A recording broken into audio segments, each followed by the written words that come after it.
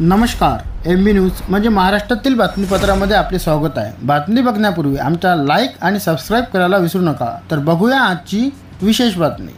महाराष्ट्र राज्य माध्यमिक आणि उच्च माध्यमिक शिक्षक मंडळाकडून घेण्यात आलेल्या 10वी परीक्षेचा यंदाचा एकूण निकाल 95.81% इतका लागला आहे। यंदाच्या निकालामध्ये मुलींनीच बाजी मारली आहे। तसेच यामध्ये कोकण विभाग अव्वल स्थानावर असून नागपूर विभाग मात्र तळाशी आहे। आता जाणून घेऊया विभागीय निकालाची टक्केवारी। पुणे 96.54%, नागपूर 94.73%, मुंबई 95.83%, कोल्हापूर 97.50%, अमरावती 95.58%, नाशिक 95.28%, लातूर 95.27%, कोकण 99.1%। म्हणजे यामध्ये कोकण पूर्णपणे अव्वल ठरलेले आहे। तसेच 10वी पास झाल्यावर पुढे काय करावे, 10वी पास झाल्यानंतर आता पुढे काय करावे असा अनेकांना प्रश्न पडतो। तर 10वी नंतर तुम्ही आर्ट्स, सायन्स, कॉमर्स किंवा डिप्लोमा करू शकता। सायन्समध्ये मेडिकल व इंजिनिअरिंग क्षेत्रात करिअर करायचे असेल तर सायन्स निवडू शकता।